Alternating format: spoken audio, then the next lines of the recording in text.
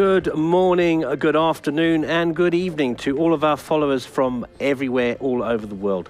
Thanks for joining us on day 2 of the World Bioeconomy Forum 2022. It has to be said that yesterday was a diverse, full, and comprehensive day. And I'd like to say hi to Ada in Australia and to Jukka standing right next to me. Good morning. And let's have some reflections on what a fabulous day it was yesterday. Yeah, indeed. Still cool here in Ruka, so we have some 5 degrees, but we have a very warm atmosphere so far. all good in our end. So I think we are having Ida somewhere here, supposed to be in with us, but nevertheless, Ida's she here. is. Okay, all good in Sydney. Morning, Ida. Good day. Hi. Good day. Good afternoon from Sydney. Survived? Survived so far. It's nice and warm and sunny. All right, very good, very good. What time is it there, Ada? It's now 3:16 p.m. Okay. Excellent. All right, very good. Yeah. But hey, let's talk a few moments about that. Okay, what did we learn yesterday? So we have a marvelous sessions yesterday covering the people planet policies run by Christian. What about the session 1? So I think that we were really going around the globe. And what's then the status of the biostrategies? We heard about Japan, we heard about China, we heard about US, we heard about Finland, Namibia, all they were there in place. So what is your takeaway of that? Well, there are 5 points that I noted from yesterday. The first one is, of course, we need to look at it globally, what kind of strategy we need to adopt globally, not just specific country. So the first one is about definition. We need to understand a clear definition of what bioeconomy is, sustainable bioeconomy is. And of course, we need to adopt a really effective and efficient socialization, mainstream the strategy of bioeconomy globally, how to make it more mainstream. And of course, to do that, we have to be able to show the balance of the bioeconomy. Are you able to hear me? Sorry? Yes, I am.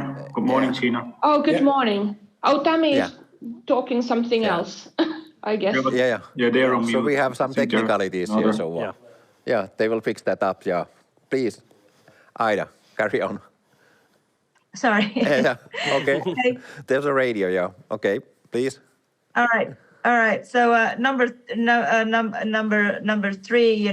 We need to, in order to mainstream the strategy, we need to find the balance of the balanced bioeconomy-based green transition. How can we make it balanced, not just focus on economy, but also focusing or giving priorities on other issues such as biodiversity and indigenous people's rights and other.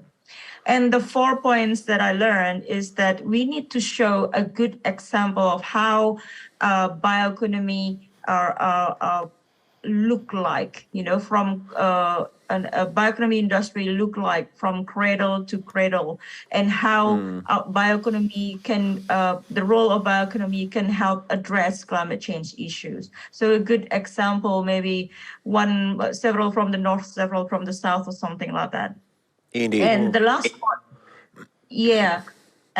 point, that I learned from yesterday is that we have to identify the risk and manage the risk that's associated with investment in bioeconomy.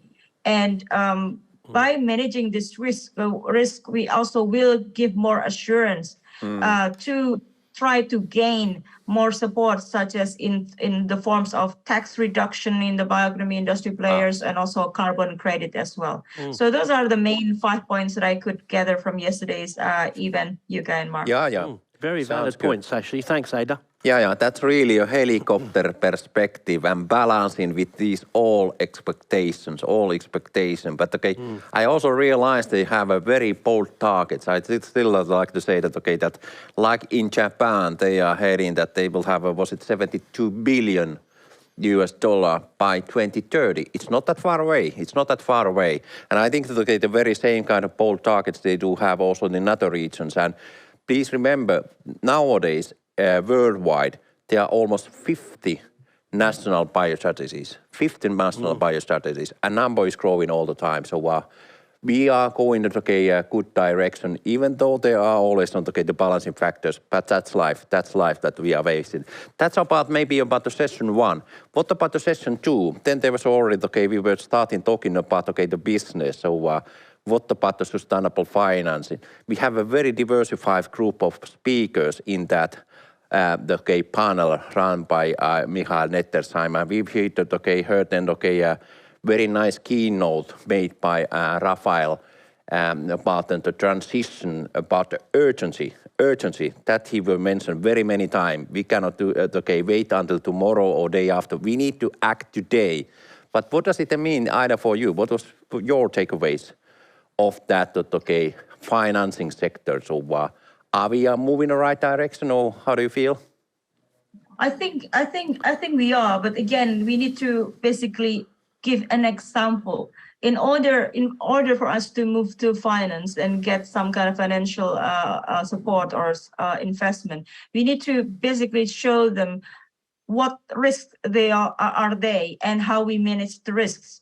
That's why I think this was another speaker yesterday also mentioned about risk on climate change, risk on timberland investment, for example. Like, we need to be able to show what are the risks out there and how we manage the risk. And as Rafael also mentioned, how we change it, Rafael and Mark mentioned, how we change our business as usual to become more improved to address and manage the risk associated with it. So I think we're definitely going to the right direction, but we have to be very transparent to identify those risks and how we manage the risks, Jukka.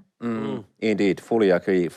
So the world is not ready, but there's a growing interest to that direction. So more and more activities which are then supporting finally the developments of this sector. And finally, then we ended up about, what about the executives? What about the CEOs of these prominent companies like or Lipo or Novamont Valmet? What do they think about that? What's their takeaway? What kind of challenges do they face there in their let's say, the business world? And what does the bioeconomy mean by them? So what was very well conducted by Teresa Presa. So what is your takeaway of that last session about the CEO panels? Where do we stand?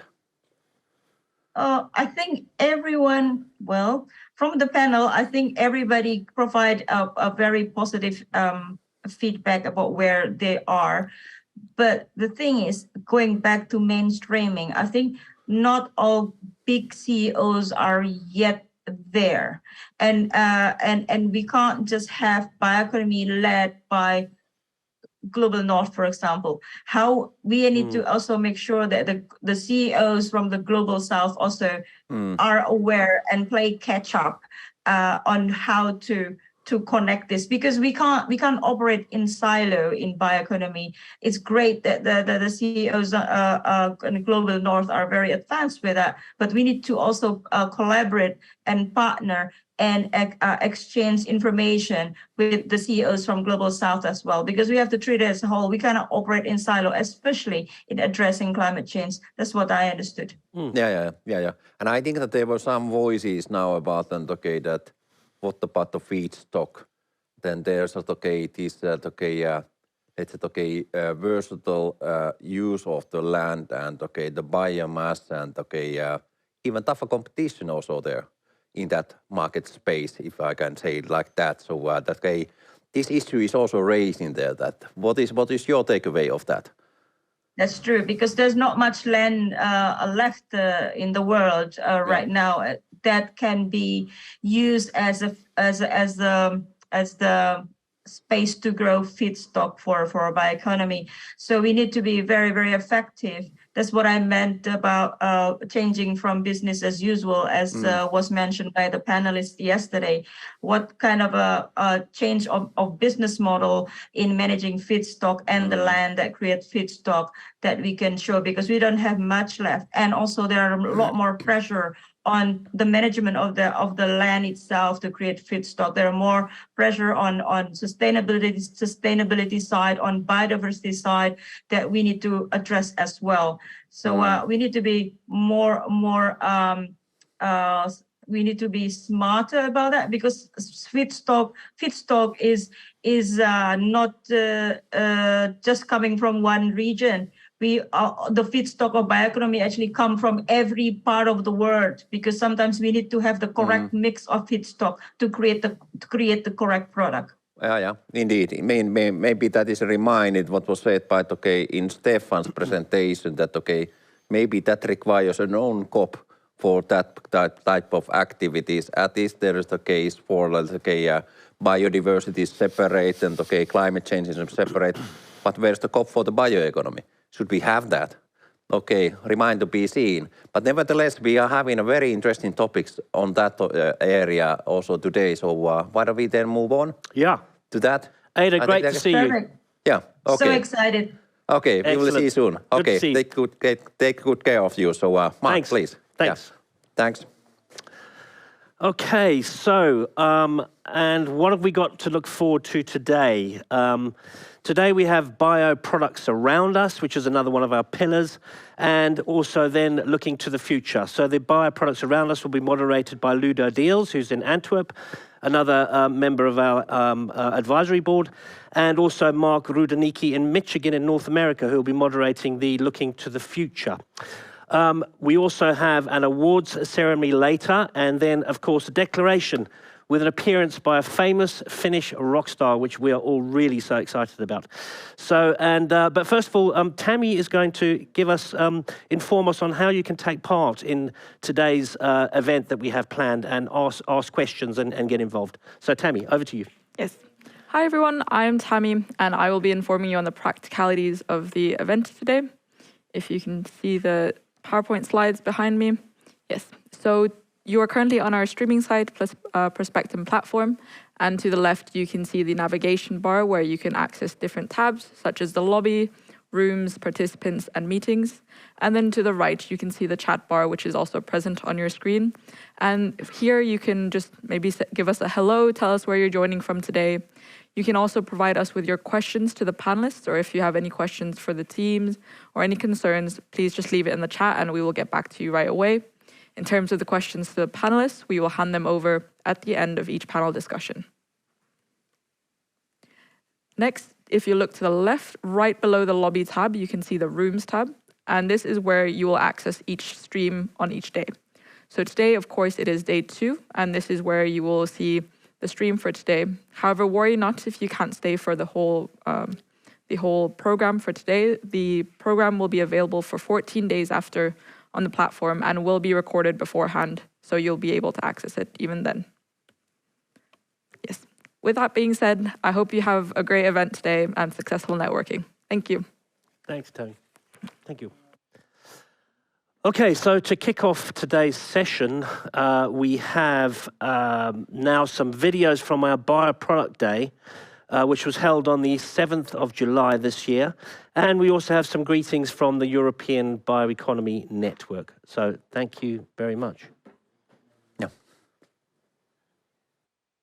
Good morning, I'm Susanna Albertini from FBA New Media Research, and I represent the European Bioeconomy Network, an alliance of more than 115 EU-funded projects and initiatives.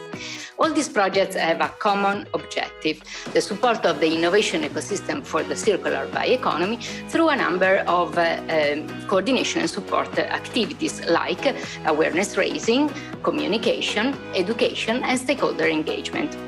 All these activities take place along the 3 dimensions identified by the conceptual model developed by the project Transition to Bio, namely Bio-What, Bio-How, and Bio-Act, supporting the stakeholders in their transition towards a more sustainable consumption, production, and lifestyle. The model defines, along the 3 dimensions, a number of activities facilitating the bottom-up participative change involving supply, demand, multipliers, and supporting environment.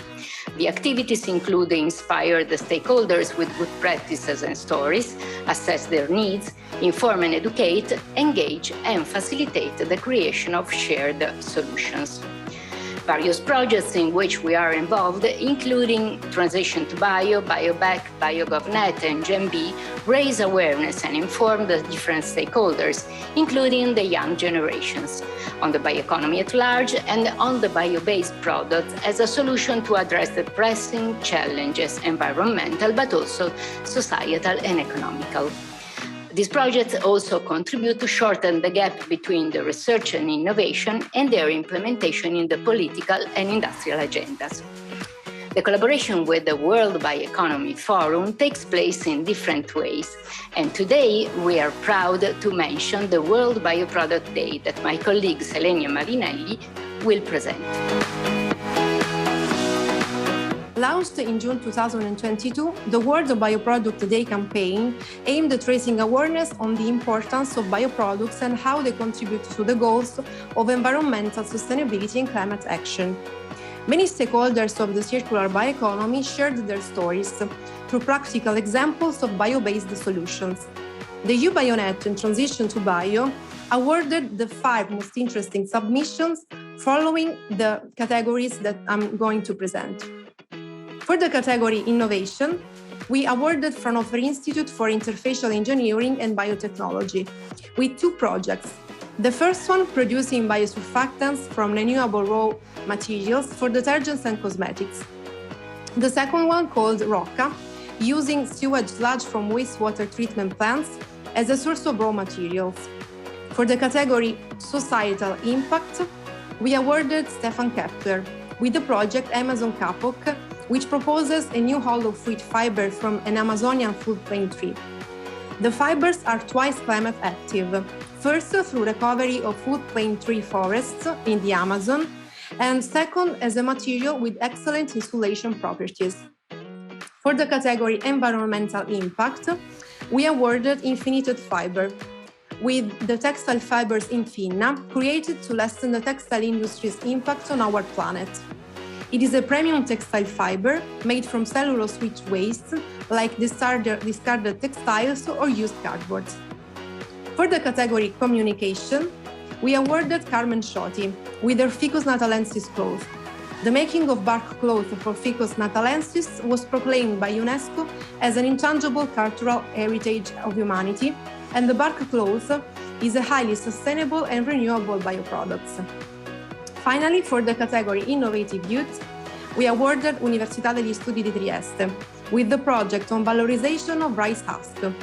This project engages young researchers and PhDs from the University of Trieste who are studying the processing of rice husk for the production of compostable and renewable ice cream spoons.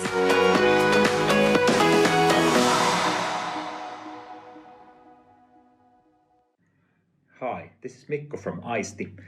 We are honored to be chosen as one of the favorites of the Bioproduct Day campaign. About ISTI, we develop and manufacture a next-generation construction materials, and this is our first product, an acoustic tile. It's carbon negative, easy to recycle, plastic-free, and doesn't cause any irritation on skin. Also, the technical properties and price are the same as with mineral wools. I'm happy to tell you that we are just about to open our first demo plant and are starting to design our first commercial factory here in Finland. We are going to enter the market in 2024 with the production capacity of 2.5 million square meters. If you have any questions, please contact me via email, mikko@isti.com. Thank you.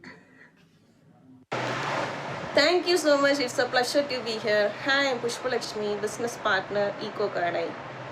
I'm an EHS professional. I worked as a trainer, specialist, both inside and outside industries. I have given awareness and implemented best practices to ensure a safe and sustainable workplace.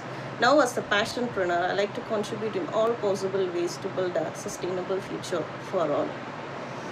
Microplastic accumulation in environment and its contamination in food items has become a global threat to both environment and human health. People prepare, consume, store, transport food items in plastic containers, but they are not aware the leaching plastics from containers into food items. Drinks, consequently, they are directly consuming microplastics. Recent discovery shows that microplastics is evident in human bloodstream. It can travel along the body and may lodge in organs. Our brand EcoGuard's mission is to eliminate plastics in food packaging, collaborate and innovate more eco-friendly, biodegradable, zero waste and composable tableware products in order to build a sustainable future. We have a wide variety of biodegradable tableware products such as cups, plates, takeaway boxes, which are more applicable for cafe, restaurants and events. All our bioproducts are stiff, durable, and the best substitute for the existing paper, bagasse, and areca products. You can hold our bioproducts in your hand and eat your food. It is stiff, leak-proof. It will be more suitable for travel as well. All our bioproducts can be reused as a cattle feed and home garden manure. It's a zero-waste product, which in turn boosts circular economy. Thank you so much for your attention. Signing off, EcoGuard, working today for a sustainable tomorrow. Dear members and participants of the World Bioeconomy Forum 2022, my team and I are very proud that our research in the field of biosurfactants was chosen as World Bioproduct Day favorite. Thank you very much for this. In my team at Fraunhofer IGB, we are working on the process engineering for the production of bio-based surfactants that could be used, for instance, in washing and cleaning agents and cosmetics. But why are we doing this? The customers are nowadays asking for more and more sustainable products that are made from renewable resources. Our biosurfactants are made by locally available raw material like sugars or also vegetable oils and have the advantage that they are being fully biodegradable. This is the reason why we see the chance that our biosurfactants could enter the market in the future.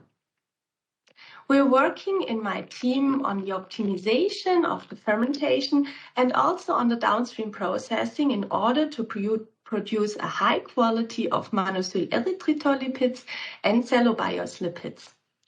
Our industrial partners are also very engaged, finding and developing many more applications for our products, always towards a more sustainable future.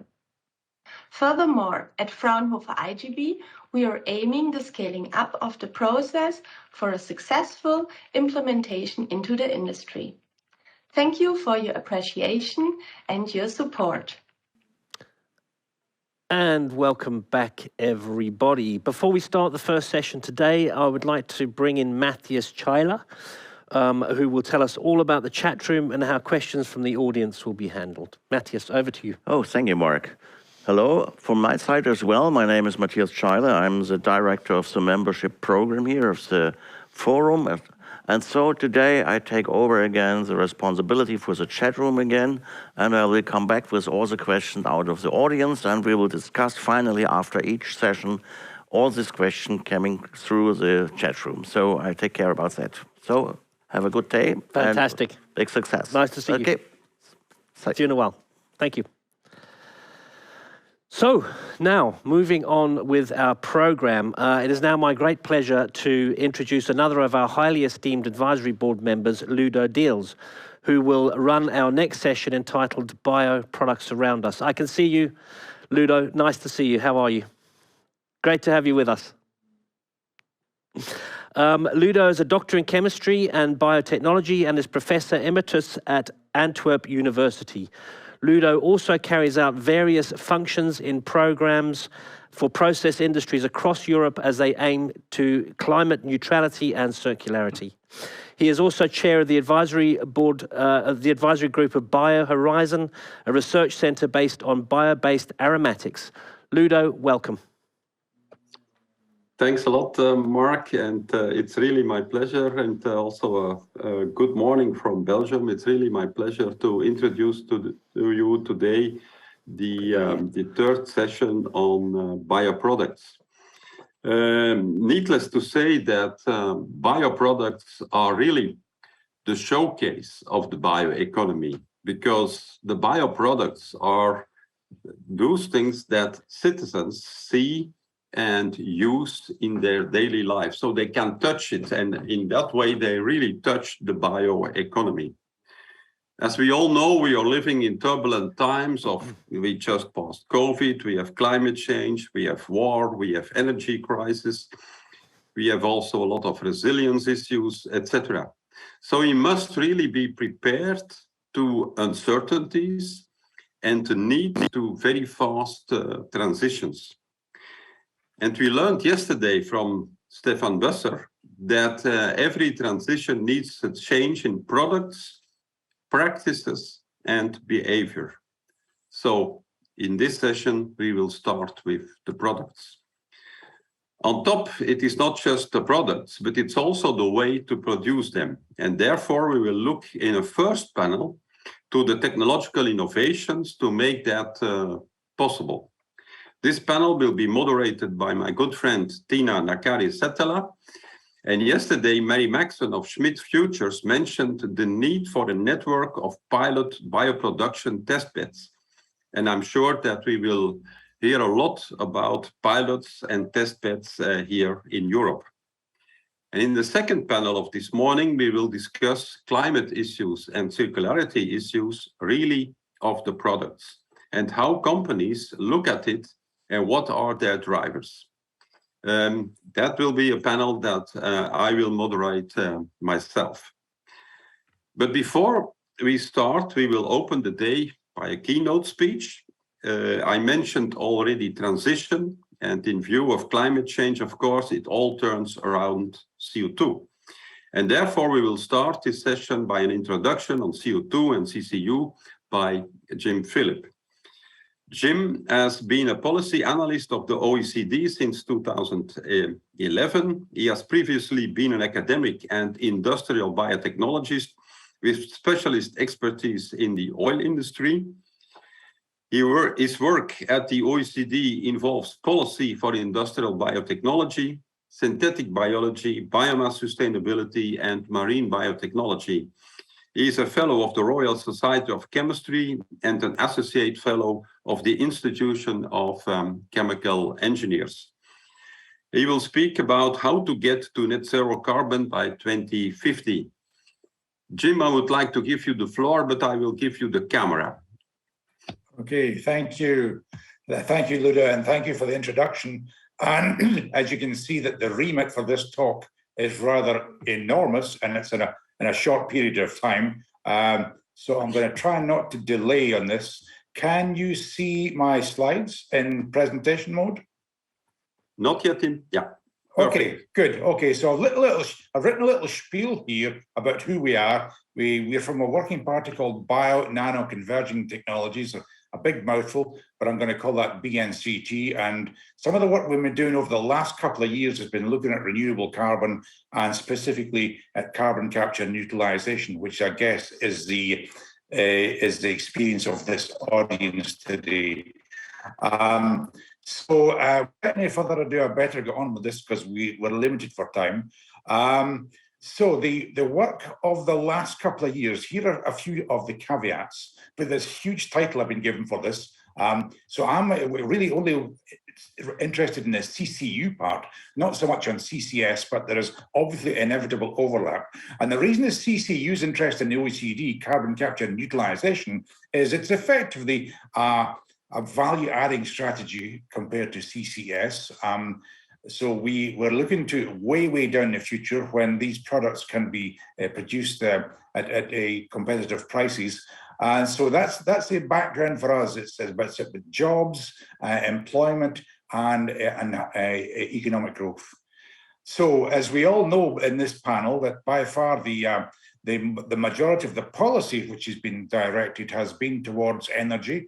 And at last we're hearing, I've been looking for this since 2011, at last I'm hearing all sectors and all countries from large bodies, including our own sister organization, the International Energy Agency. And here they are, in fact. This is from the IEA, also based in Paris. And So this could be the end of the presentation. In fact, this is their roadmap to getting to net zero by 2050. And you can see that from here, the two bottom bars are kind of brown and orange, are CCUS industry, CCS power and fuel supply. And you can see that that's really the part where I'm interested. But Ludo, you mentioned the word behavior. And if you look up there, there's a purple bar, which is very significant, is about behavior changes which are required for this. So this is, as we can imagine, this is existential. This is a very, very large movement.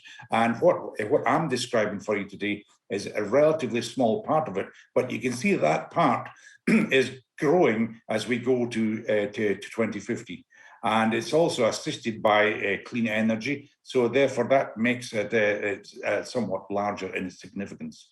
So much of the work we rely on is from our sister organization, the IEA, very well respected in this area. So here are the things we started with a couple of years ago, in the knowledge that there isn't enough biomass available, at least available and can be sustainably harvested, to substitute the entire fossil economy. So we have to look for other sources of carbon which can fit in. And we're lucky enough that we have recycling of carbon waste and the fixation of atmospheric CO2 to join that, which effectively, from our point of view, this is about taking pressure off land. I think that's more of a priority for us actually than just climate. It's about taking pressure from biomass and land. So in my final bullet point there, I have unashamedly repeated it. We have been looking at all this over the years in energy and transportation, and now people above my pay grade are saying this is now all sectors, all countries, or simply it will not work. Okay, part of the project, we had 16 case studies from 9 different countries. We had 4 international workshops. It was steered by a large working party of nations, over 10 nations. And the meat and vegetables, if you like, of this are these case studies. What we asked for right at the start was variety. I didn't want, for example, 10 presentations on gas fermentation. I wanted as much variety in the technologies as possible, and also variety in the feedstocks. Now, before I go to the slides where I talk about the feedstocks, one of the things that I'd like you to take from this is that there's very often in these case studies a main technology with a convergence, which suits us and BNCT, but we're also cognizant that in policy, we're now saying, here is the evidence that we need hybrid technologies. And for example, I would give the very simple one would be bio-based towards ethanol and then distillation of ethanol onto something else. So we're firmly convinced now that the future is about hybrid technologies. We've looked at biotech for a long time and we realize there are limitations, and the future will be combining with some of these other types of technologies. So this is just to complete that picture here. So we have this mixture, and you see the word biotech appearing a few times here. We wanted to see nanotech, and we got nanotech at least a couple of times, mostly about nano catalysis. And the first one from Austria, in fact, was about, the one here from Korea is about nanocatalysis in petrochemistry. So there is what we wanted, we got. We even got soil. We even got offshore rig decommissioning. So we got this great variety. But also the variety for me, it means I now have to write the paper, which is currently 160 pages, and that adds to the difficulties, I guess. But at the end, it should be a much more rounded piece of work.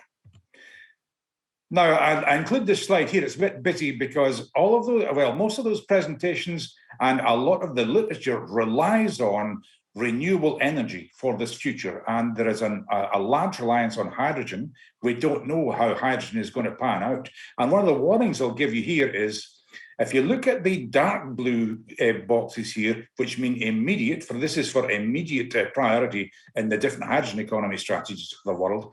So we see heating. We see a lot of countries see that as an immediate priority. Iron and steel, immediate. Chemistry, which is the most interesting to this panel.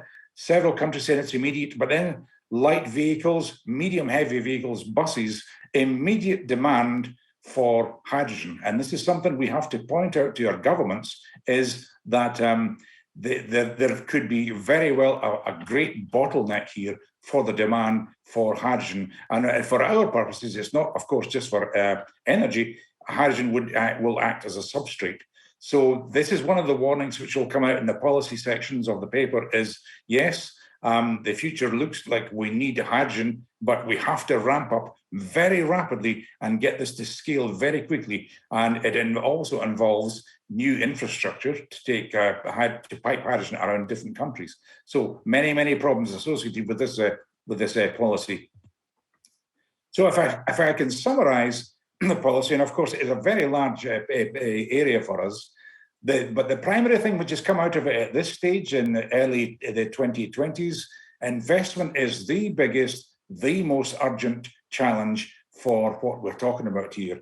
This will take sustained investment from public and private for decades, and investment at a very high level, not something which governments can dip in and out of. This will take a huge commitment from governments for a long time. And of course, part of the trouble of that, as we know, is that the political cycle is 4 or 5 years, and we're talking about 2050. And that's part of the problem of keeping governments engaged. Now, right at the start, government said we need to hear about the holistic elements of this in policy here. And we've looked at that from several points of view. One of the things we've been saying here is the whole thing about value chain. So like any chain, the weakest link of the chain, it could bring the whole house tumbling down. So we're saying that there are systemic risks around value chains, and with the best product in the world and the best biorefinery in the world, it can still go wrong outside somewhere else in the value chain. So these are all things which will be incorporated into large, loud and clear policy messages. The second bottom bullet in the holistic there is something which is now interesting us a lot more than it did 2 years ago. We've had the Gilets jaunes, we've had trouble in various countries associated with energy and commodity prices. And we see nowadays that through social media, that can very quickly go from demonstration to violent demonstration, and the potential for social unrest, we say in this paper actually, might be the biggest issue in policy of everything. There is tremendous potential for social unrest, and that has to be dealt with by governments as well. So this is the thing about holistic, and this will be familiar to policymakers in innovation, because if you look at the top line, we go there from feedstock through technology, industrialization to market. This is a classical innovation pipeline. And what we wanted to do was to put the specific value chain policies together with generic policies, present that to governments as a way of taking away some of the shock which is going to be presented to them. It's this marriage with the very specific with some generic policies. For example, if you look there at on the second column, targeted R&D programs, in generic, you see broad scope R&D programs. So that's just a simplistic example. But I've included these red boxes here to draw your attention to some of the things which we have to look at from a holistic point of view. And you could draw these red boxes in many places. So a little bit more specific to this panel, for example, if governments decide to make these targeted R&D grant programs for bio-based products, we also need an educated workforce. And these are large, expensive, long-term policies. But then you might say, if you look at where that arrow's pointing, hang on, we've done all this work and we don't have a market for these products. So how do we generate that market for these products? Well, one of the classic strategies is public procurement, and another which has got a lot of hope for the future is a tax on CO2 emissions. And then I say, well, I can draw you another box. You've done all this, you've made a market, but what happens if these products aren't as sustainable as we like to think they are? So this is just one of almost infinite variety of ways that policy can interact and things that governments have to think about. So these red boxes could have been in many different places and many different configurations. So that's why we say in holistic terms, the governments have to look at these in many ministries, and it's effectively a whole of government activity. Now, this is a phrase that we picked up on, not mine. We talked about something very similar in the OECD in 2014, 2015. We talked about the ecosystem of grand challenges. So, and what we were saying there is, if you attempt to do something about energy security, you might affect something on soil security or food security, because all of these things are interacting. And I think this is a better way of putting it, is that one of the messages we're saying is, if we just completely focus our attention on carbon emissions, then many other things can go wrong. And I'm the one that has made the little highlight on overconsumption, because if you imagine that we create a higher market for example, for timber and wood from developing economies, there is a very strong chance that could boost illegal logging or overconsumption of wood and make greater problems for us. So this is another aspect of this, is governments can't simply look at emissions and think the deal is done. Sustainability is much wider than that, and it will require, again, this whole of government approach to look at this. So have a look at some of the despairing aspects of this. Now, this is from, again, the IEA 2020, and for all of the global talk and hype around climate policy, there's a reality. Now, there are bars there for biofuels and biogases, but they're so small that you can hardly see them compared to the investments in fuels and fossil fuels over that period. So there you can see there is a mighty long way to go. We tend to think, because it's in the news a great deal these days, that this is a kind of done deal, but we're far from that, unfortunately. Now, carbon tax has been bandied around almost like it's a panacea. But if you look at the first of the red bars here, for current carbon tax revenues estimates, that's rather low, and this is for the G20. So one of the messages is, yes, there are carbon taxes arriving in a lot of different countries, but right now they're set at far too low a level to make any impact. So if you look at the first three bars, fuel excise, carbon tax, and ETS revenues, they make up the effective carbon rate. And what we're saying is there's a great deal of work still to be done on carbon tax to bring this up, to increase these revenues, which will be available for tackling these very expensive changes. So the idea that it can be a panacea, if you look at my bullet point 3, I'm saying for every emissions target, there also has to be a policy package. We won't get there just with this idea of carbon tax. And I'm emphasizing this because there is such a great focus now on carbon tax. And at the final point is about, again, this thing about social unrest. If you don't phase in carbon tax, if you just bring in a huge carbon tax all at once, then you have very large potential for courting a backlash from industry and from the public. So that is something that we say to governments: phase this in and make sure you have it on a timetable to be phased in. And this is something we've been talking about for, well, at least 2 decades, I would say, is fossil fuel subsidies. Now, everybody that knows our business will say a subsidy in an industry is introduced to get an industry off the ground, and once it's off the ground and running, the subsidies are removed. But have a look at this situation here, because the fossil industries, being over 100 years old, have the largest system of subsidies on the planet.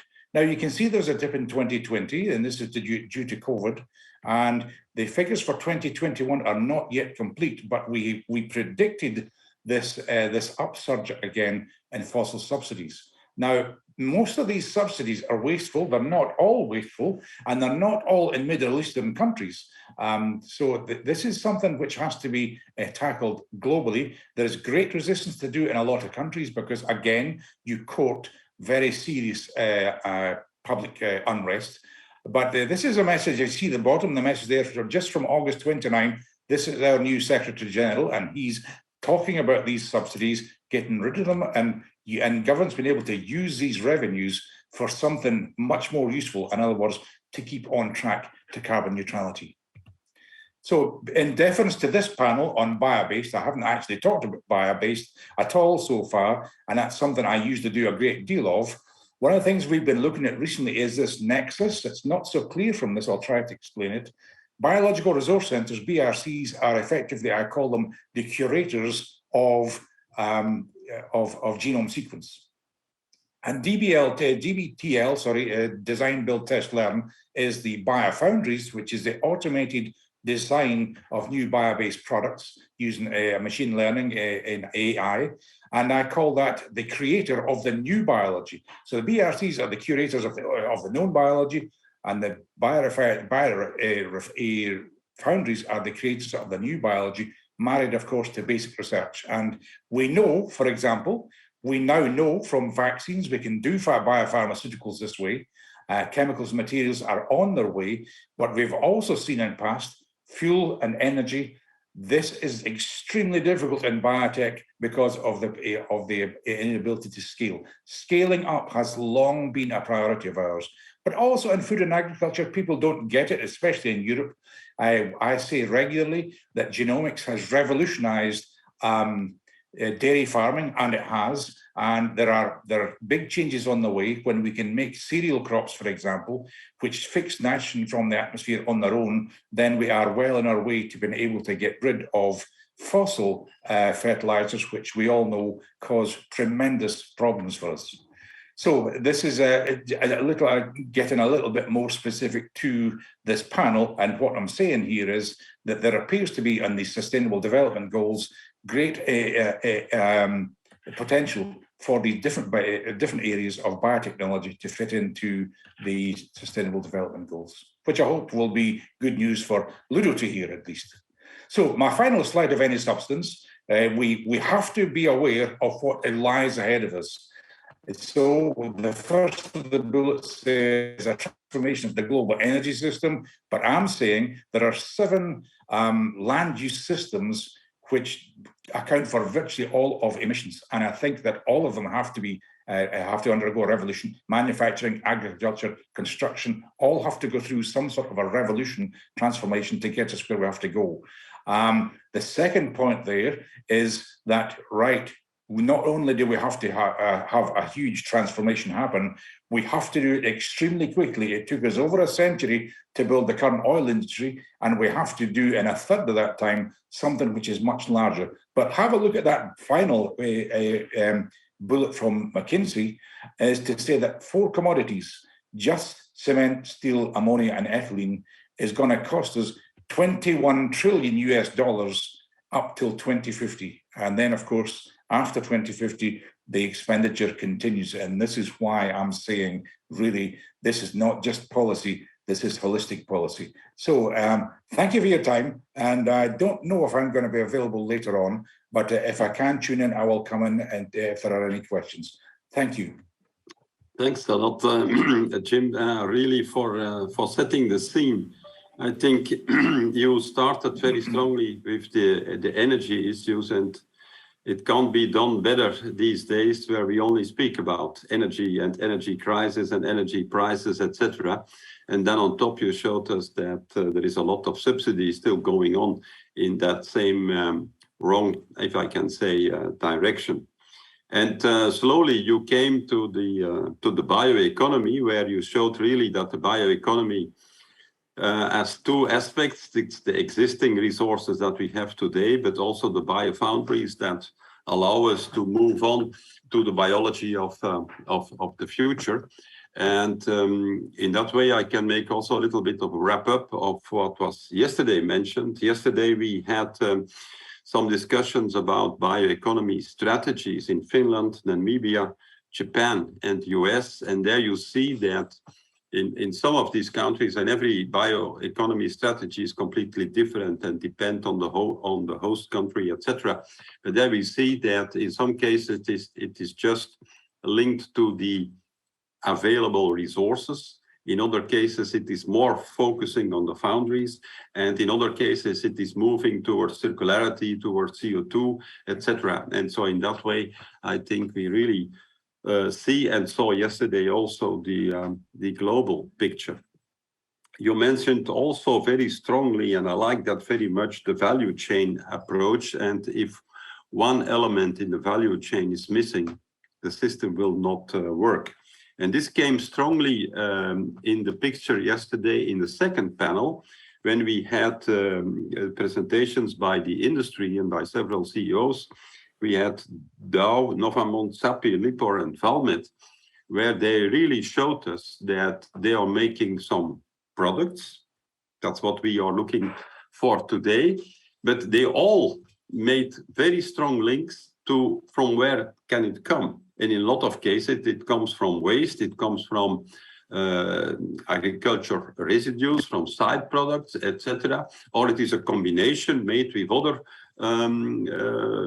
bioresources in order to deliver these chemicals, fibers, etc. And we see that waste is really popping up strongly in this discussion.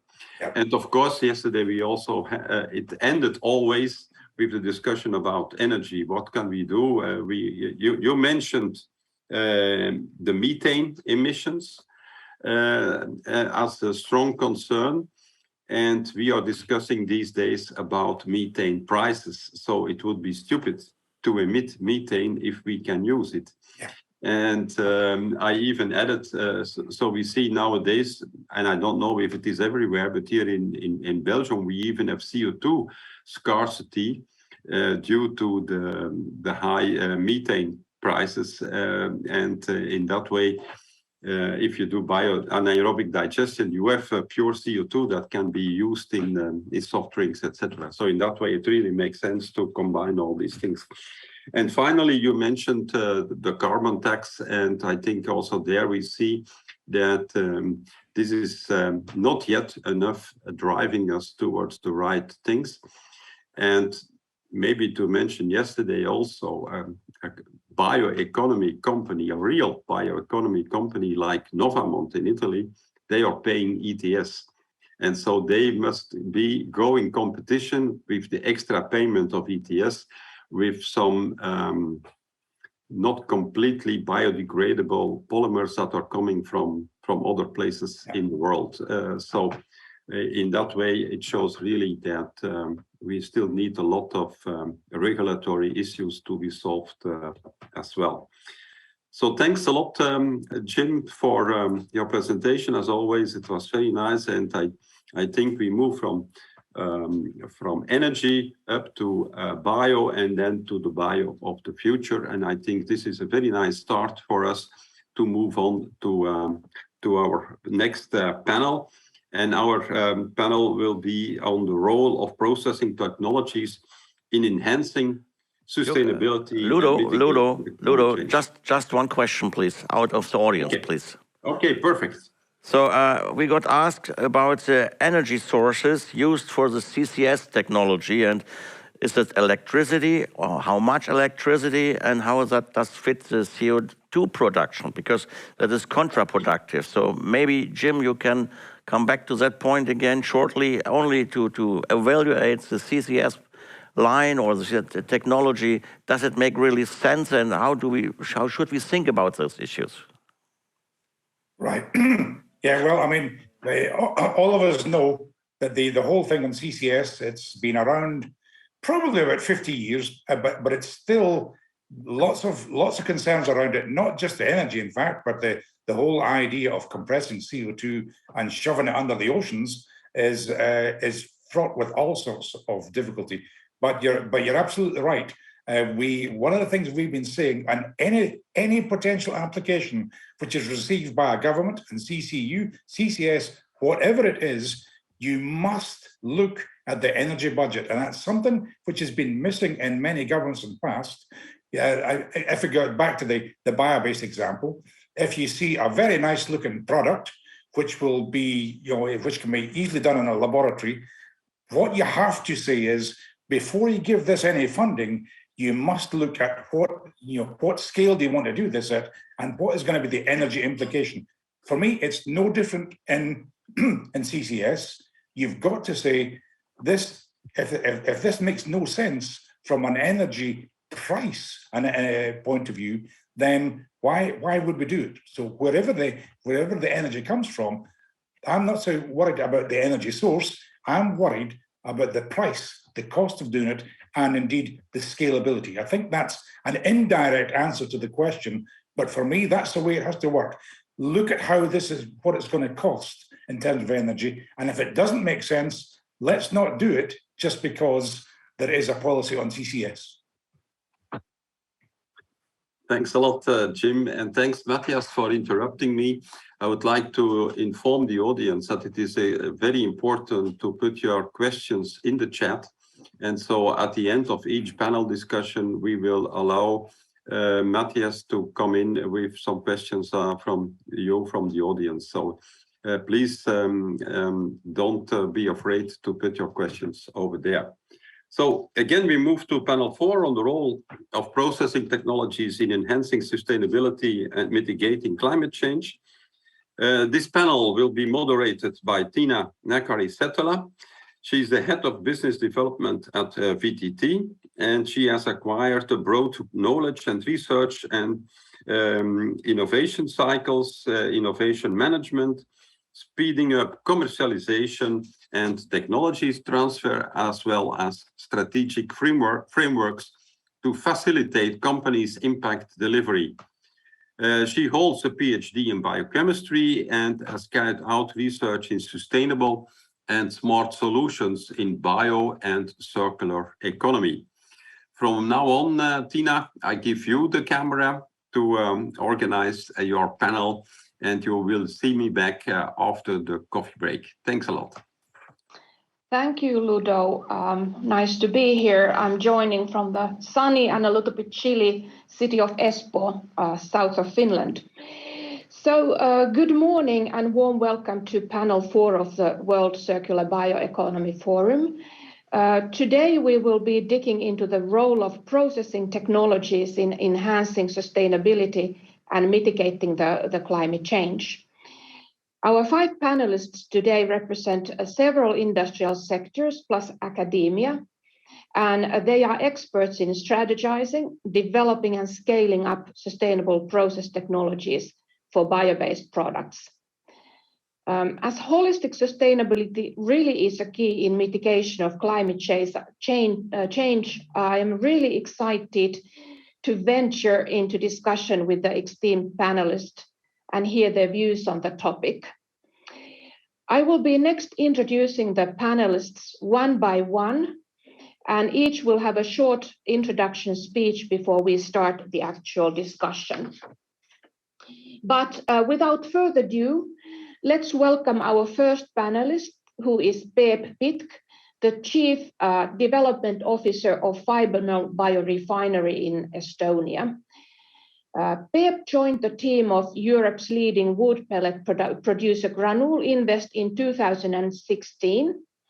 And since then, he has been leading the development of the Fibenol project, from idea of wood valorization on a paper until today, when the Fibenol team is preparing for globally unique wood fractionation industrial demonstration plant, commissioning and ramp up within 2023. And before Fibenol, Peep worked for 10 years in the field of anaerobic digestion processes, combining academic knowledge and with industrial process optimization. Peep holds a PhD in environmental engineering from the Tallinn University of Technology. So warm welcome, Peep. The stage is, and the camera is now yours for your introductory talk. Okay, thank you very much. So, hope it's full screen now. Thanks for the introduction, Tiina, and it has been very interesting discussion so far, yesterday and today. So, like I said, I'm Pitk, I'm Chief Development Officer of Fibenol. So what Fibenol is, it is the fiber beyond oil company in which we are really turning the new page for the whole wood processing industry. So what is the driving force behind the Fibenol is the, let's say, the sector-wide long-lasting dream of getting the lignocellulosic biomass and to convert it in a way that the bio-based building blocks could really be used in in biochemicals and biomaterials production. And what I really liked from yesterday was the saying that there is no time to discuss anymore, but now it's really time to act. And I think that's really what at Fibenol we are doing by scaling up in Estonia the globally first of a kind wood fractionation technology. So picture tells way more than the 1,000 words can do. So what you see here is the drone footage from the April 2022. So this is our 60 million euro investment to be mechanically commissioned by end of this year. In end of 2021, the key innovation in the lignocellulosic valorization, the pre-treatment, was commissioned, validated now, and now we're operating it on a weekly basis with our own team and with a very good yields and conversions. And the downstream part, so all the hydrolysis related separation processes, evaporations, drying units, these are mechanically to be ready end of the year. And we are going to start commissioning activities in December. So hopefully by mid next year, we can successfully announce the first weekly campaigns of our production and the first truckloads going out.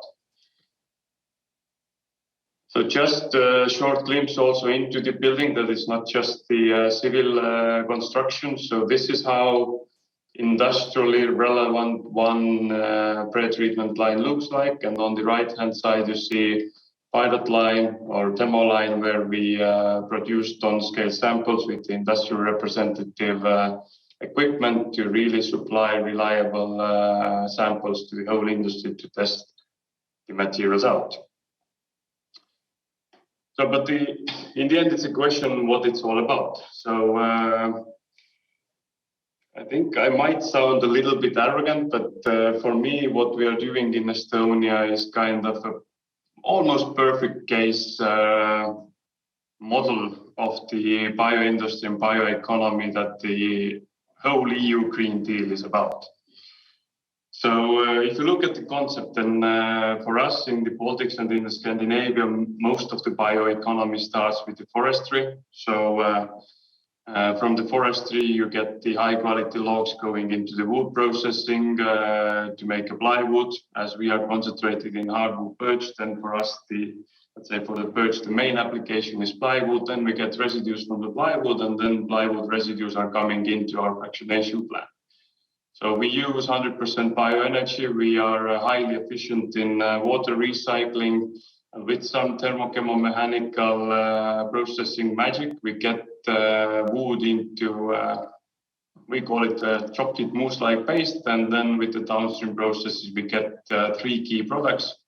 Trademarked hydrolytic lignin, we call Lignova, two different kinds of cellulosic wood sugars, and the unique microcrystalline cellulose that is not kraft fiber derived. And this really seems to me kind of a material for the future. But why I said it's a kind of a perfect case role model is because of the following I'd say basic principles we have followed in putting together this concept. So everything obviously starts from the forestry. And if you look in the Baltics and the Nordics, then it's fully certified and sustainable raw material supply chains. These are fully traceable, visible. So I think this is a key basis for being really sustainable. Then secondly, it's no food competition.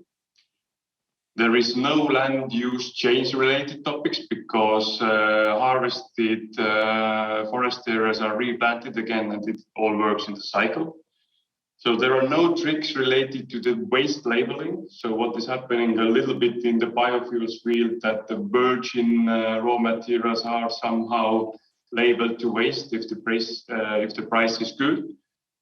Then, like I said, 100% on bioenergy. We have really designed the whole plant around the minimum freshwater use and maximum recycle within the process.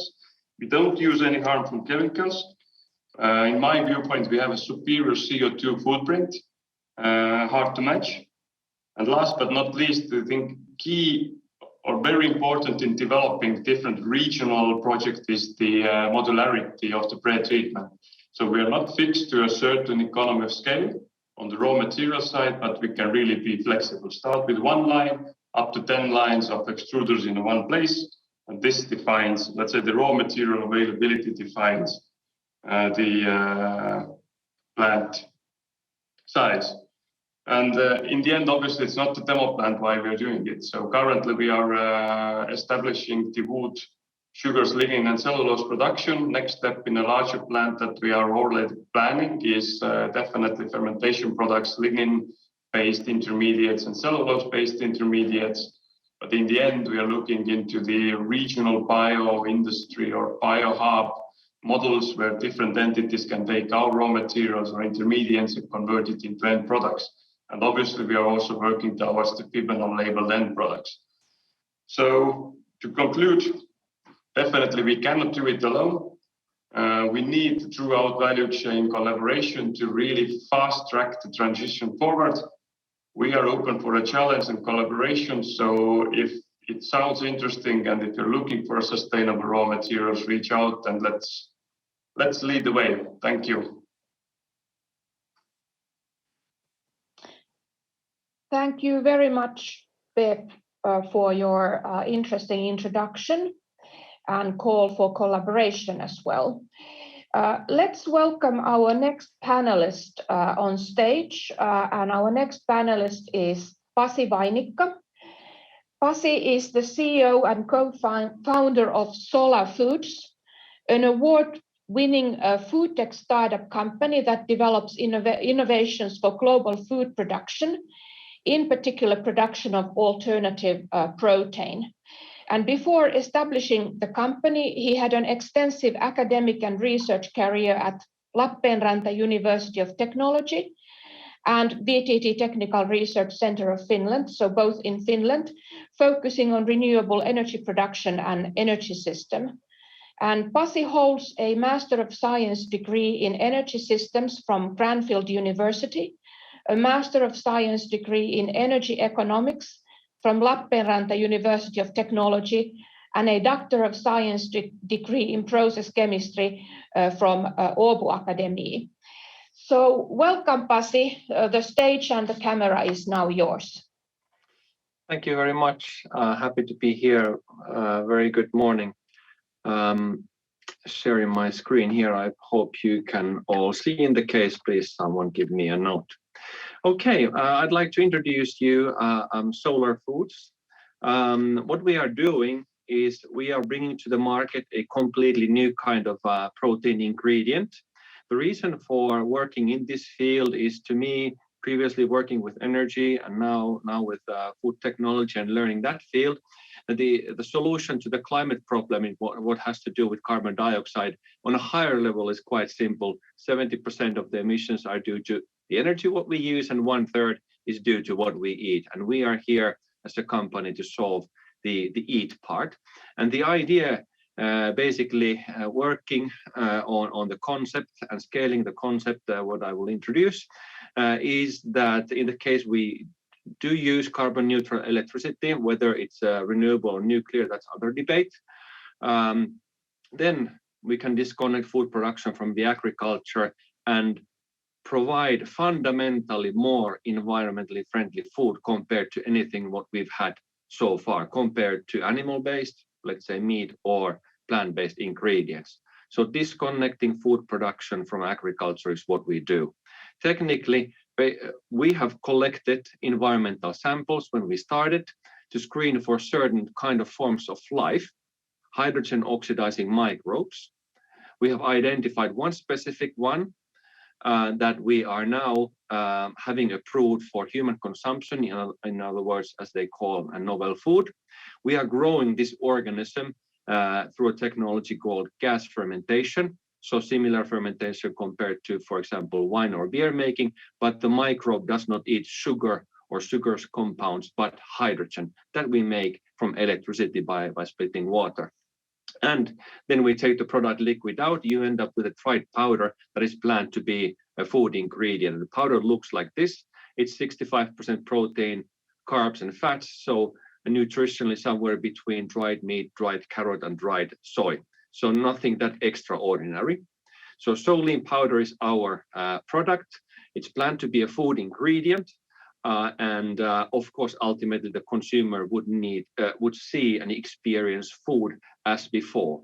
And all the foods, what you see here, have been prepared by us using solein ingredient.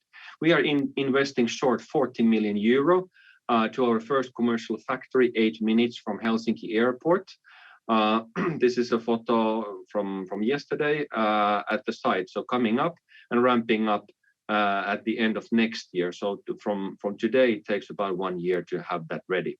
There we will have also kind of an Apple store of food, what we call experience hub, so that everyone can come to see the production and also buy and taste some of the foods and maybe also buy a t-shirt if you like.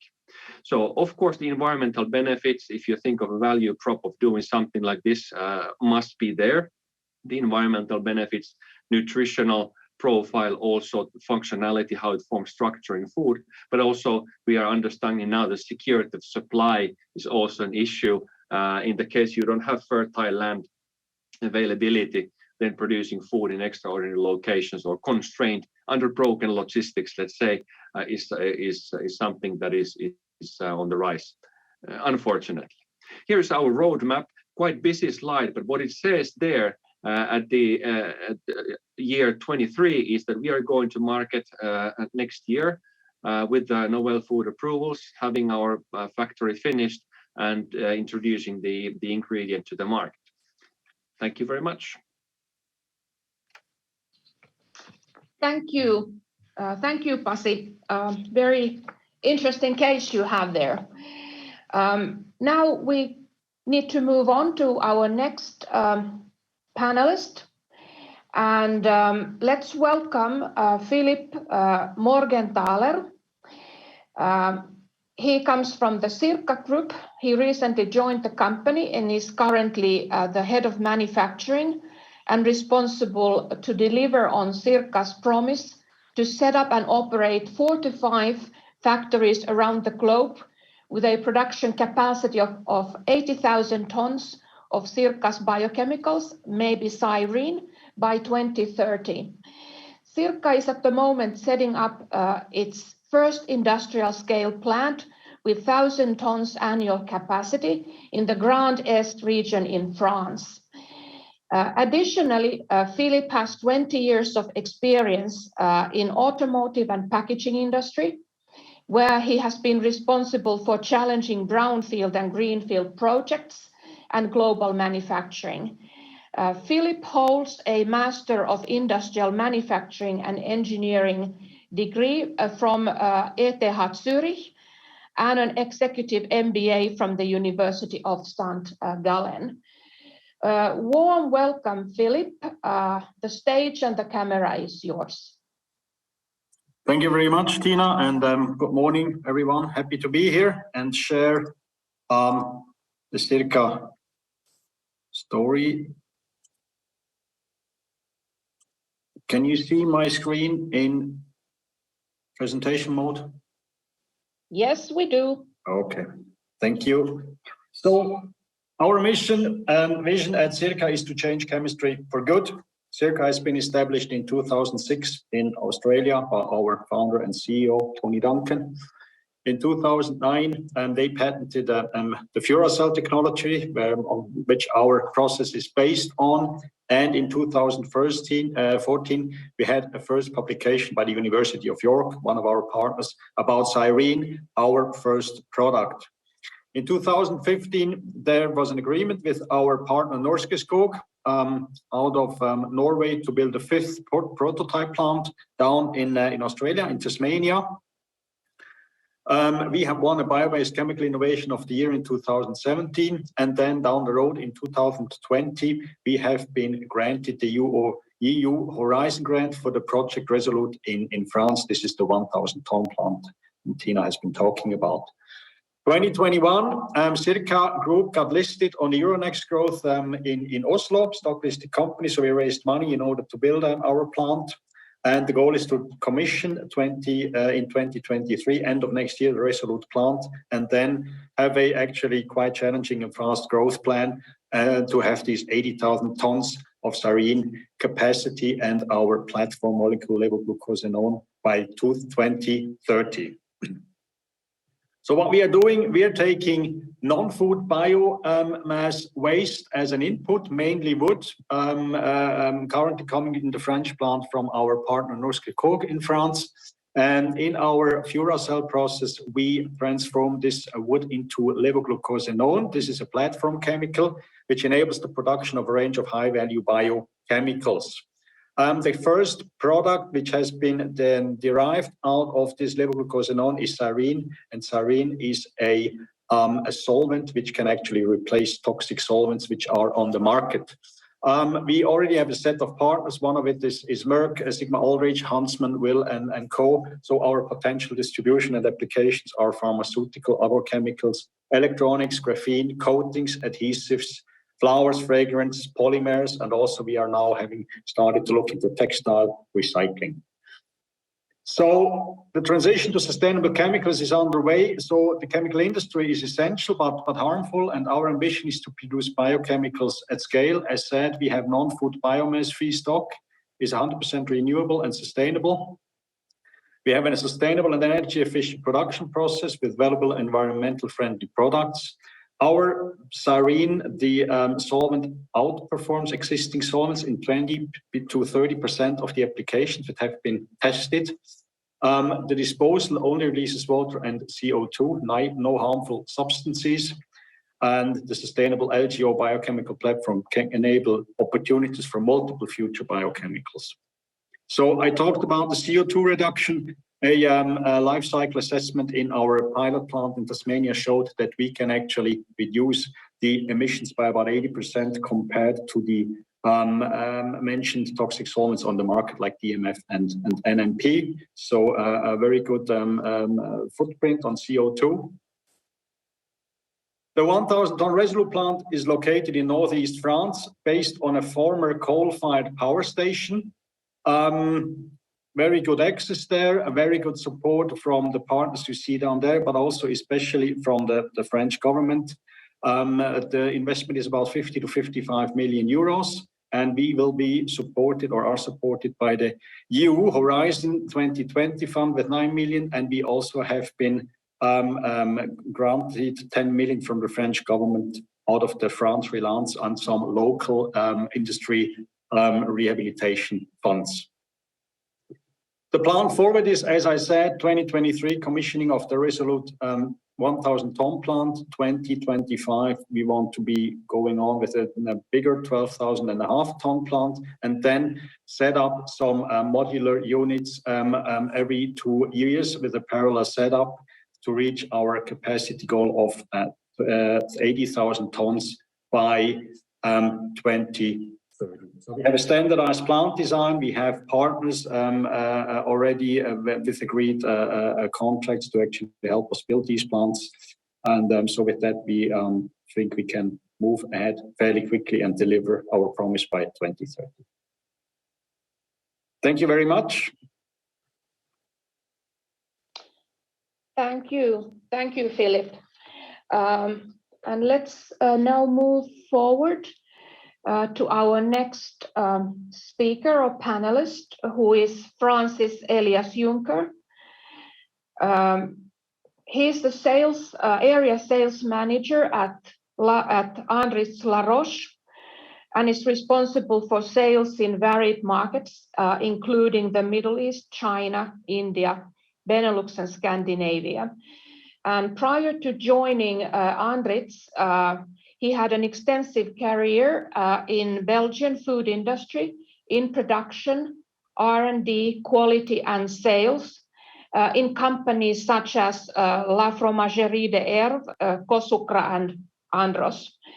And Elias holds a Master of Science degree in Chemistry and Biosciences from the University of Liège.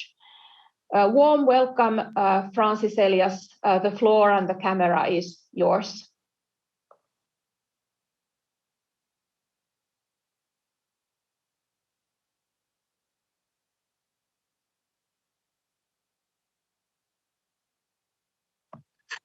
Thank you, everybody. Just to be sure, you see my screen now?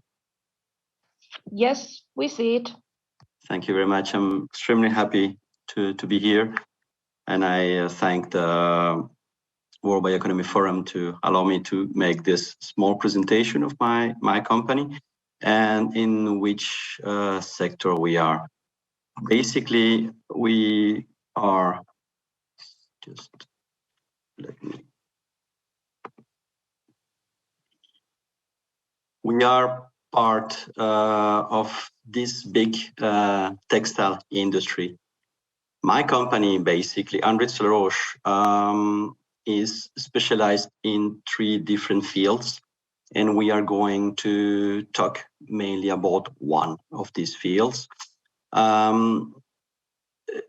Before I present my company, just a few bullet points regarding the textile sector today. Making clothes accounts of around 10% of the greenhouse emissions. Today, clothing is oversupplied and much of it ends up incinerated or landfill. If we look at the EU, only about 50% of the collected textiles are reused and about 50% are recycled, but only 1% of this recycling, of this collection, is made into new clothes. In the EU also, collected amount of post-consumer clothing represents around 2.1 million tons per year of clothes. And this is approximately 38% of textiles that are placed in the EU market. So until now, but this is changing. Textile to textile circularity has been missing so far. And of course, and that's not new for everybody, planet's paying today for consumers' limited awareness regarding prices and resources. So what my company is doing basically is we are extremely active in the mechanical recycling. So we are helping our customers to convert basically all kinds of textile waste back into fibers. And more, we are pushing to convert these fibers, when the quality is enough, back into yarn, allowing to make, again, clothes. Also, we are active in the non-woven sector. This allows us also to basically place this kind of fibers in a non-useful product. All of this in order to avoid to send it to landfill, which is happening today. We are not only active for industrial waste, but also for post-consumer waste, which is something that's becoming really of a great concern, and basically which Europe is pushing quite a lot today. Basically, the idea of today is to make a garment that will be more long-lasting, better quality, that can be reusable, but also if you recycle, it has to be recyclable. And when you break it down to recycled part, you have to be able to make a garment again. So we're entering into this circularity things. So we are today capable as Untitled Chapter to supply to our customers technologies that allow them to enter into this new circularity business. Besides that, my group is extremely active in nonwovens and also in chemical recycling. So the objective of our group basically is to propose sustainable solution to our customers. I thank you very much for your attention and for this small presentation. Thank you very much, Francis Elias. It's nice that you sort of brought the circularity to the discussion, because we are talking about circular bioeconomy. We are now getting to our last panelist, and let's give a warm welcome to Carolien van Broekhoven, who is really our last panelist today. Carolien is the research manager of sustainable chemistry at VITO in Belgium. And in addition to building research strategies in the area of sustainable chemistry and leading a research group on sustainable polymer technologies, she is also responsible for technology development for new value chains from renewable feedstock to bio-based products. And currently, she is responsible for the lignin program in BioRefinery, which is a shared research center aiming at industrial success of bioaromatics by 2025. Carolien is also a working group leader in the European Lignocost Action that coordinates the development of lignin-based applications. Carolien holds a PhD in bioengineering from the University of Leuven.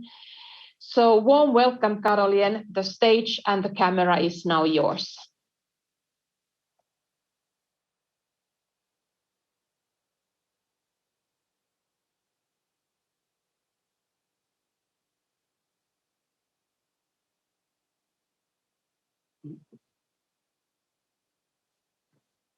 So happy to introduce myself or be introduced and have the last session in this panel discussion. As VITO, we have been involved in BioRefinery since 2013, and where our ambition is really to enable the commercial production of bioaromatics. Specifically, VITO's focus is to lead the activities on lignin-based developments and also make sure that there is a transition from small scale to industrial formulations. So as VITO, we are a research organization in Flanders and in Belgium. And so we have established the initiative of BioRefinery together with some of our Dutch colleagues. So if you look to the reason why we established BioRefinery, it has to do with aromatics. So let's see if I can move the slide. Yes. Aromatics are actually a class of compounds or chemicals which are actually everywhere in a lot of the everyday materials we use. So about 40% of all chemicals are aromatics from nature. And so these are typically still derived from fossil-based origin. So there is a different set of individual aromatics on this slide, as you can see. So it goes from bisphenols, which end up in, for instance, polycarbonates, or epoxies, which you know from epoxy floorings in construction materials, for instance, or coatings, or also like windmill blades. Another set is, for instance, the polyesters, where you also find a lot in everyday materials like simple dish plates, and phenol, like phenol being used in phenolic resins for adhesives, for instance, as well as for foam applications for insulation. And on the top of the slide, with the isocyanates, that's also like an important building block to make polyurethanes, which are present a lot towards insulation materials as well. And so the importance of this class of compounds is shown here. Let's say the specific interest we have is to move these aromatics from the fossil resource side and get them derived from, let's say, lignin in our case, and make as such a class of compounds available which allow to get the same performance in materials as today, but with a lower footprint and preferentially lower toxicity as well. So if you see on this, let's say, slide, the scale that we move is that on the right side, so we moved from very small scale up to pilot. On the right side, you see how the pilot looks like, and it will be in operations next year. The aim here is to really process in a sustainable way lignin as one of the three compounds from biomass, and so often 1/3 of the, let's say, compounds in biomass is lignin, and to formulate it or to process it in such a way that it's more usable by industries downstream to make different applications. And by this, I would also like to welcome all of you to come and visit, because I agree with what Peep said before. So seeing it on a scheme or in real life means much more. So you're all warmly invited to our event, which is a live networking event on the 6th of October in our location in Belgium. Later on, there is also still some webinar where we will give a bit more details.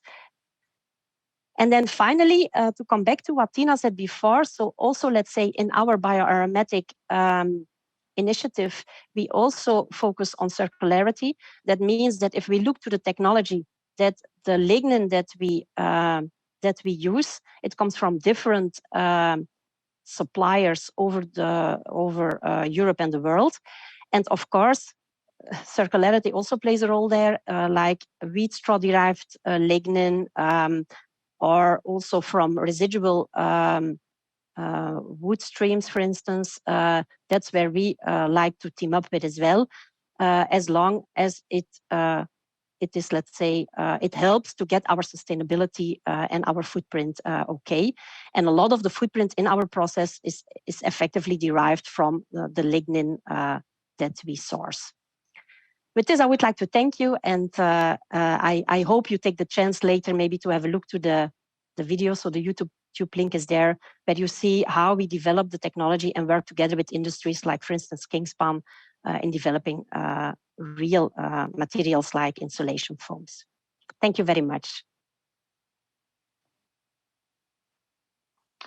Thank you, Karoli, and a very interesting case you have from the more academic side, and how to take that further. We have now all the introductions done, and we are now ready to start the panel. So I would like to welcome everybody now on stage and under the camera. And I would like to first start and shoot some sort of more company-specific questions to the panelists before moving to sort of open discussion. And I'm going in the same order as we had the introduction, so that it will be a little bit easier for the panelists. And so I'm starting with Peep. You are providing a novel biorefinery technology for wood decomposing that allows the holistic use of the feedstock. So how would you actually describe your competitive advantage in the process, and can you reveal any yields of your process?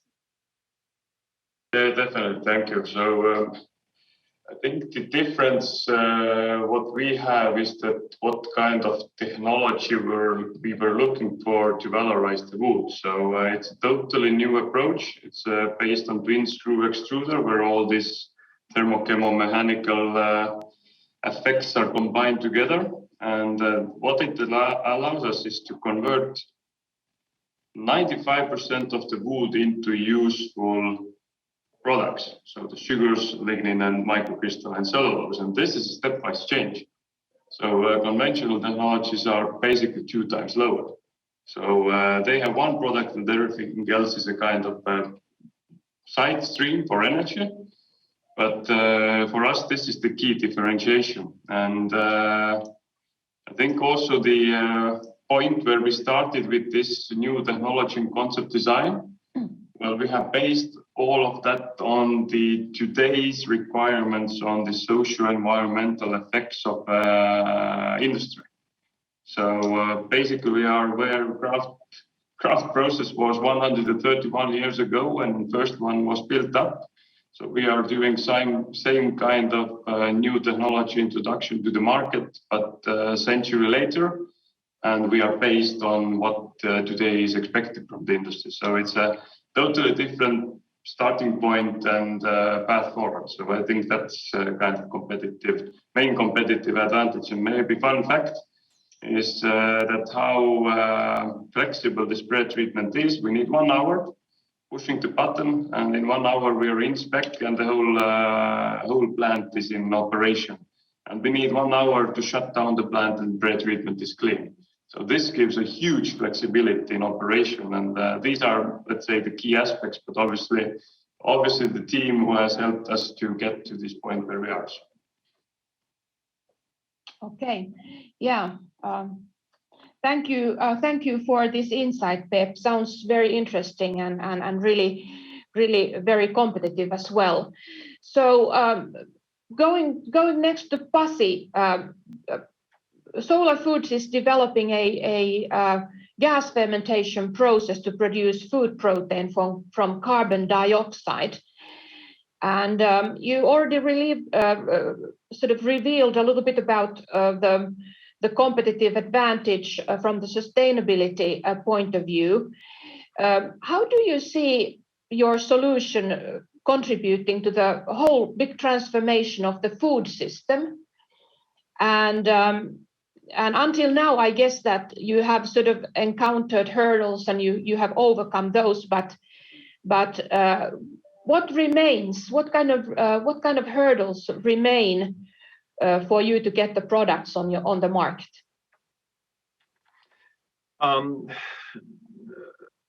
First, on the contribution to the environment, we like to think that we go to the very root cause of the problems of the food system. Maybe you can condense them down to two fundamental problems or flaws. One is the concept of animal, which is very resource consuming and inefficient as a functioning unit. So 80% of the environmental problems due to food production are due to the animal, even though it provides less than 20% of the calories. So going around that concept is one, and that's the same for the plant-based ingredients also. Then what remains after the animal are land use impacts in various forms, whether it's clearing forest for agriculture land or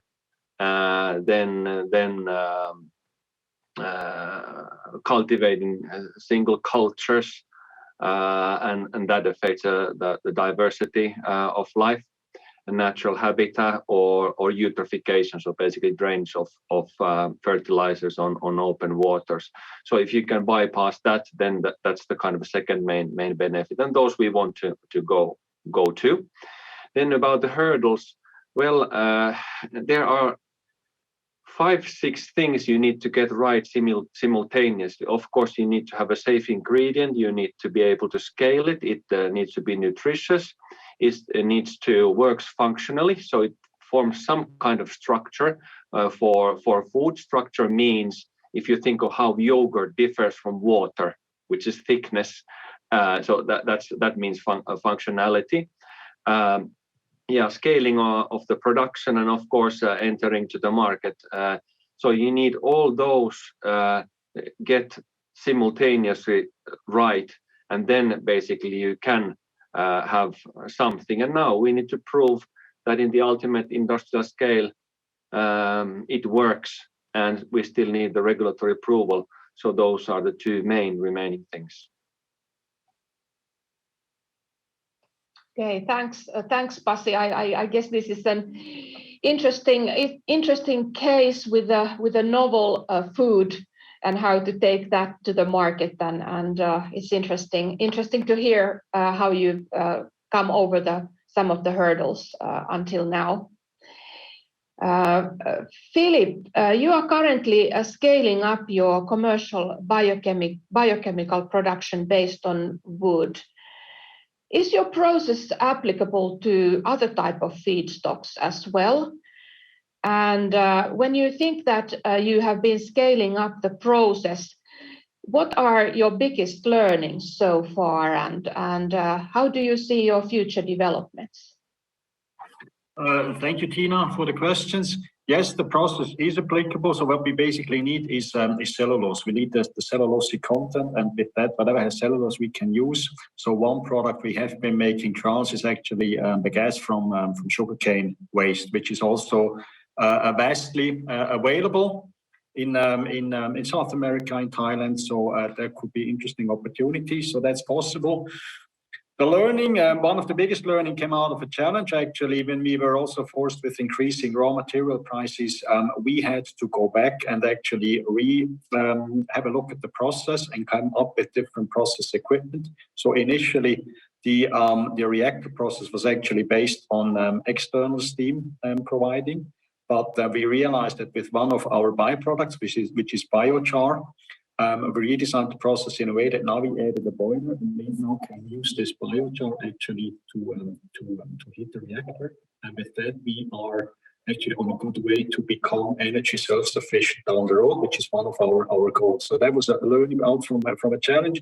Another learning is that, well, we knew the process is new, which brings some challenges with the permitting processes. So which category do we actually fall into?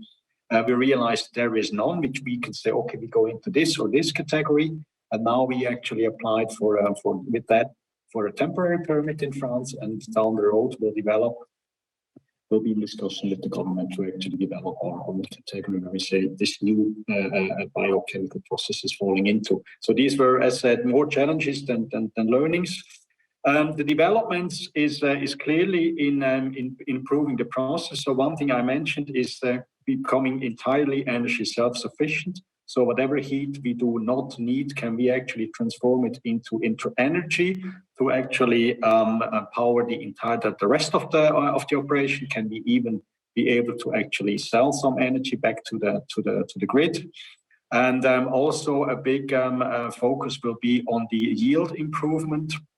We are also looking into fractionation of the wood in order to actually increase cellulose to get more sugars out, and with that either increase the yield, with that improve productivity, or reduce the amount of material input which is going into the process. So these are the main developments we're looking in. And certainly new derivatives. We currently have one product which is Arene, the solvent, but we're looking into developing more derivatives from the levoglucosanone platform in order to attract more markets with our sustainable product. Thank you very much, Philipp. It's always a learning curve, I guess, when you are scaling up, and guess that with the next products you will be having it easier. Okay, hey Francis, Elias, Andritz is known as a process supplier, and you are serving really various sectors. You explained about the textile recycling in your introductory speech. In your opinion, so can you spot other sectors in the bio-based arena that are growing fast? So where do you actually see a big potential, or where do you see challenges? Well, thank you, Tiina, for your question. First of all, I spoke about basically textile recycling. That's a reality in order to basically reduce the amount of virgin fibers that are used in our products. So this is our main focus, and basically also the main challenge is to get a grip on that feedstock of textile waste today. This is one of the main challenge. So basically organizing collection in order to make this feedstock available. Industrial waste from one side and post-consumer waste from the other. And also it's a day-by-day improvement of the technologies in order to get the most out of it from our side. Now, Andritz, as you clearly said, is not only active in mechanical recycling, they're also active in let's say, chemical recycling. That's also one of the ways in which they are working in order also to provide to the textile sector raw materials, renewable resources out of waste. We are based in France, center-east of France, and we are also extremely active in the bast fiber processing. So when we speak about hemp, and France is a hemp country, technical hemp, and this is a really, really interesting, basically, material for the future that will give also interesting things to textiles. That's the point. The third thing, we're active in nonwovens. One of the big sectors of nonwovens is also lightweight products. And in this sector also, one of the points is the fact that you're using plastics. And moving more and more from this plastic side to or other bio-based products, this is also one of the main points and main things that my company is working on today. So this is really the main challenges, I will say. Scale up circularity in textiles for us. Thank you, Francis, Elias, for opening up the Andritz case and challenges in more detail. And then last, I would like to ask Caroline about your endeavors at the moment. So VITO is currently launching the operation of a pilot line, especially for processing lignin, as you described. And of course, lignin is the world's second most common natural polymer, and we should find uses for that. So what, from your perspective, are the most promising application areas? So if you would need to pick one, what would you pick? Yeah. And then sort of second one still, so your ultimate goal is to promote building of a demo plant in Flanders in Belgium for lignin processing. So in what time frame could that come true? Okay, so very interesting question. So let me start with the first one on the application side. So let me say that I see three big areas. So, okay, I'll move on to one in the end, but in the three areas, they are linked. Let's say the insights is based on the discussions we have had with the network, with companies, as well as different other organizations. And also a landscape analysis that we did using a patent search. And then we see actually three areas which are structural applications like carbon fibers, where there is a lot of things happening. Filler applications, like where lignin is just inherently used for instance, bitumen, asphalt. We see a lot of different activities rising there, up to pilot, demo type of activities. Ourselves, where we see let's say the biggest growth and potential is towards the development of functional applications, where lignin is used in a certain way for polymer and additive development. Functionality means that we use what lignin has to offer. That means properties like UV blocking, antioxidant. A lot of the functionalities like OH functionality, where you can anchor it into different polymers. And so we develop a lot of different stuff there. We see it's happening all over the world. With some companies, we are working up to prototypes where we are moving up to a 1 ton product soon. So one of the examples there is, for instance, Phenolic Resins, which can be used for adhesives. That's where you see a lot moving as well, but also for foam. And let's say with all the energy crisis and the need for insulation materials, that's also where there is a lot of needs in the market and where lignin has really potential to offer. Another field on this polymer side is epoxies, where we are also really running up to ton scale prototypes.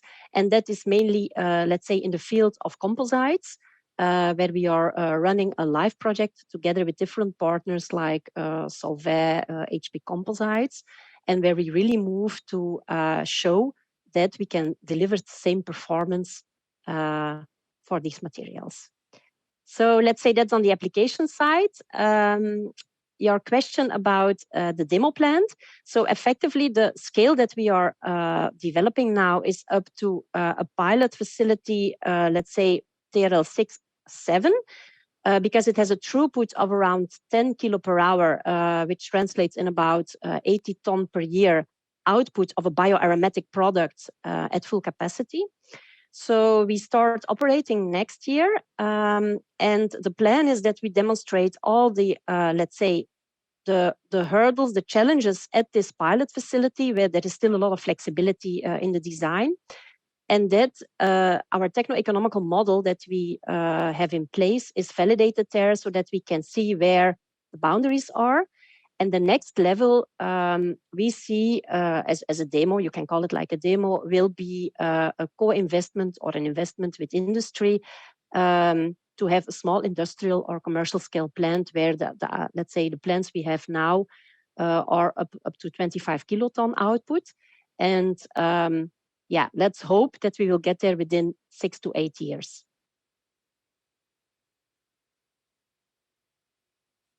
Okay, thank you, Caroline. Your answer actually inspired me to change my next question. So the next question is targeted to all of you. I was wondering, because every company is now here has been scaling the process, and I was wondering that when you scale up, so do you actually encounter problems that flow back to research? So how much do you encounter or see cases where you actually need to go back to the laboratory to maybe work more or develop or actually research a phenomenon? Or is it more like engineering problems that you need to solve?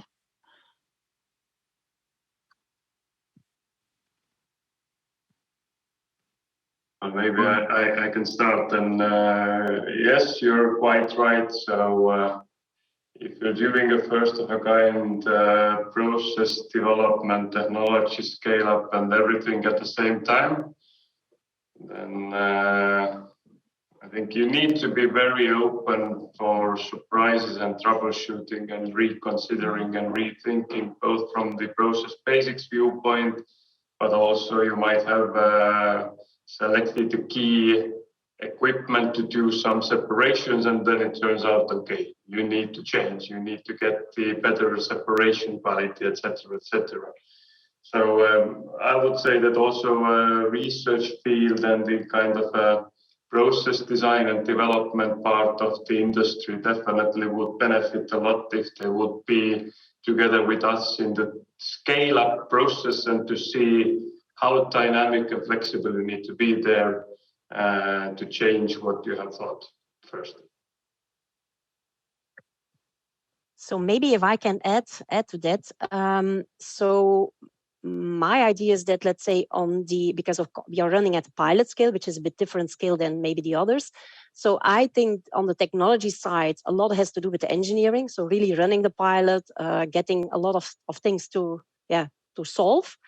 But the output, for instance, when we have developed some fractions, lignin-derived aromatics for applications, it's not said that it will be exactly the same at the big scale. So there I do see a need to really go back and see how it fits with certain impurities or certain different qualities you might get into the application side. And that's actually also what we are doing. Yeah, if I can also add from the Circa side, scaling up is certainly a lot of engineering, but we are also always having to go back. Actually, we have decided to make a research a program with one of our main partners, Valmet in Finland. We're also still doing trials now for Resolute, actually, which we're doing at VTT. Tiina, we work together with VTT for trials. You always have to go back, and we also actually founded at the University of York the Circa Sustainability Institute, where we work closely together with the chemical department of the University of York. This is mainly focused on new derivatives, but also in the process, we still, as I mentioned, fractioning. So we still have to go back and need R&D in order to improve the process, which is then going into the engineering phases for the new plants. Any other notions from the panelists? Maybe I still have time to ask one question before we go to the open the floor for the audience questions. So today the carbon neutrality is generally accepted ambition to mitigate climate change. So what is your notion about setting these carbon neutrality targets? Are there advantages or also possible disadvantages? I might start here. This is basically a quite tough question at the end of the day. I would say if I start basically today by a carbon neutrality, it has been said before, it's really a change of mentality. So basically, when you have, it sets the path, and that's basically, you could say comfortable from one side, but from the other side is how we reach there and how we go there. So everybody at his level at the end of the day. So today it's definitely driving quite a lot of industries, most of our customers, of course. But again, it's a complete chain, and hurdles are there, challenges are there, but we're moving forward. That's it. Thank you. I believe there are different. It depends what's the take on carbon neutrality, how to transform, what is the timeline, how do you approach, how much you invest. Depends also on what type of company you are talking about. So like to make here a difference between startups, new companies, and the larger companies. It has to, the mentality goes, it's a good word to use here, through the company, in the sense that there is a business, there are processes and engineering, which is mostly what we are discussing here. But then there is the legal entity company, it has its management, it has board and shareholders. And then of course, if you're a huge company, then much of the work in the top management is about risk management, because you want to maintain and have continuity in the asset, which is basically the shareholders' money. And everything that risks this asset is a risk or a no-go, or you need to somehow take action. The opportunity might have a smaller role because opportunity contains risk. Then if you think of a startup and growth companies, there are no assets to defend. There are nothing but opportunities. And you are there to take risk and go for new ones. So what I'm trying to say, the bottom line is that if you're a startup, sustainability, carbon neutrality, and so on, it's a must-have. You couldn't develop something that is very in contradiction to the climate narrative. It's something that it's difficult to get funded, right? But for larger companies, then how do you do smoothly the transition? And this sets the foundations how to go about it. And because of this, many things can be explained, how companies behave, how quickly things happen, and what the transition looks like, and how the policies are, and what do you whisper to the ears of the policymakers, and so on. Yeah, I agree with Pasi also at Circa. Clearly, sustainability is in the center of what we do, and we also already set a net zero target for 2025. I think generally the advantages clearly are much more than the disadvantages. Also, Pasi mentioned funding. I agree. I think with the clearly net zero target communicated, I think you can attract more investors. I also think that some of the customers are probably willing to pay a premium price for your product. I could imagine like a pharmaceutical, I come out of pharmaceutical packaging, I realize a high focus there on carbon neutrality, and pharmaceutical normally has a lot of money, and I could imagine that they would even be willing to pay you a premium on your product. The disadvantages, I think, are minor. Certainly, if you go to carbon neutrality and energy self-sufficiency, you can have higher capex costs, but that's going to pay back for sure. So I think definitely I agree with Pasi as a startup that has to be in the focus, and we need to drive towards that.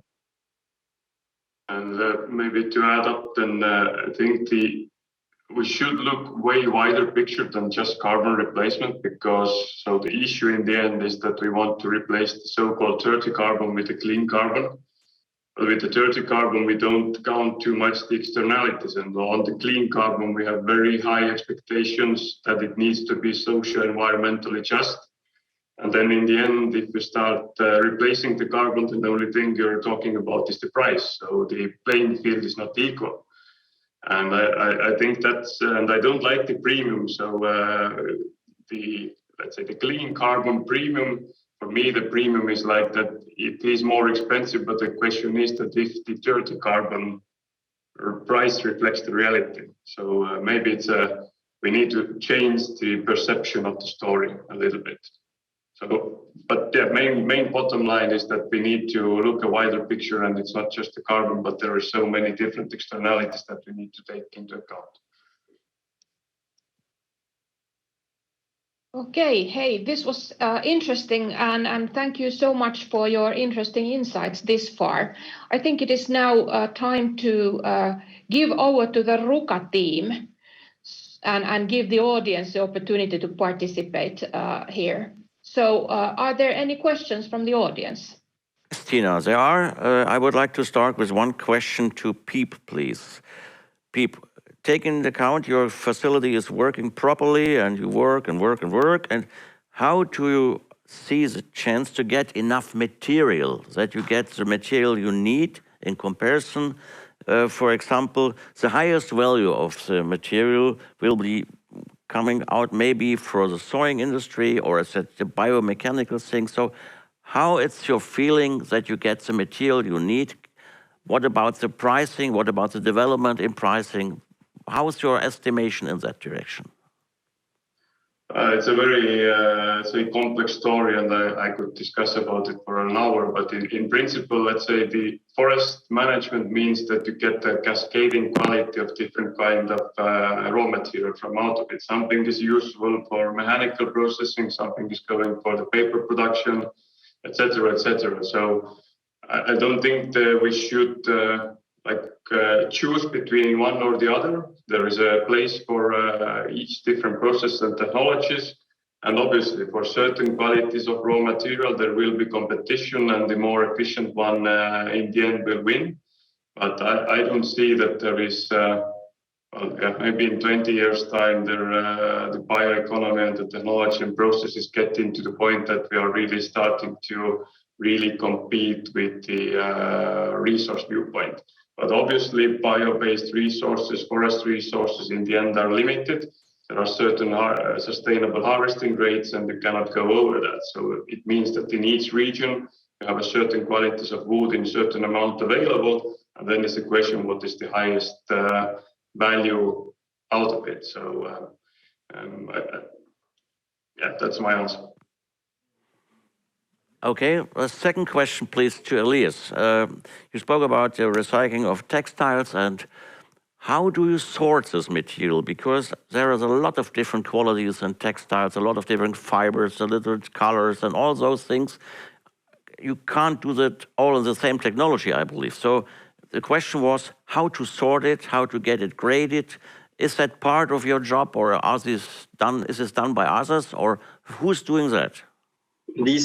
Okay. As I said, one of the big challenges today is to have enough good material available.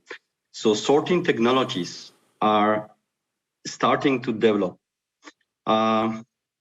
It can be done by others, could be done by us in the future, but at the end of the day, for the moment and presently, some technologies exist, but still this, as you clearly said, is one of the main challenges. If you look at industrial waste, it's much more easier because industrial waste can be easily classified by composition, by color, and so on, cellulosics, cotton, polyester, and so on. Regarding post-consumer waste here, we are really at the beginning, on the starting, and it's moving fast. But but that's really a huge challenge because of the different kind of compositions that you will find in post-consumer. I would say that today most of the sorting remains manual because a huge amount of this material is still coming from Asia, countries like Bangladesh, Vietnam, Turkey, and so on. But slowly but surely, it's accelerating and moving to a more mechanical, electronical way of looking at the materials and sorting them by different technologies. Okay, good. But yes, this is really the challenge to arrive to the circularity in textiles today. Okay. Thank you very much. One more question, the last one is going to Caroline. There are quite a lot of technologies on the way to usage of the lignin, and we will see a big competition as well in this area. Just now, there's more or less pilots and demo facilities. How do you deal with this problem of the competition and the value out of your process? Do you have enough measures already to evaluate on your own where you stay and what are the purposes of your process? I think there are so many things on the way and not yet enough professionalized. So how do you evaluate your process, please? Yeah, so indeed, and it's a very dynamic environment as well. In the network, in the lignin network, we are also working on this, let's say, analysis of how to fit a certain lignin with a certain need or industrial application.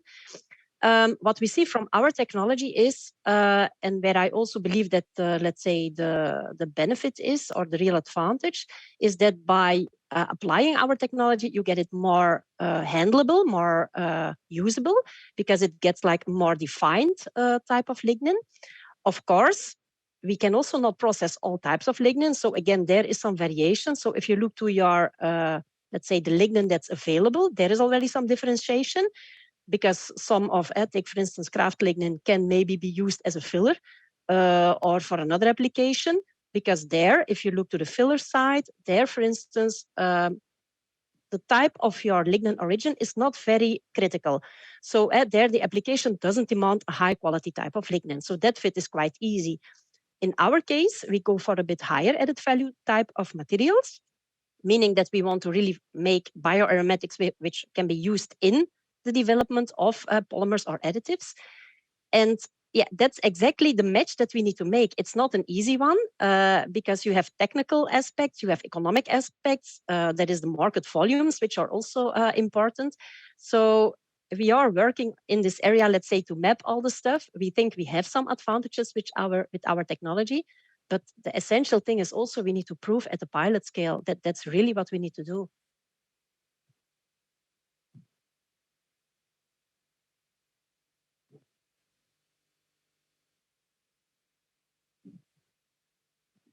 Okay, hey, Matthias, then especially.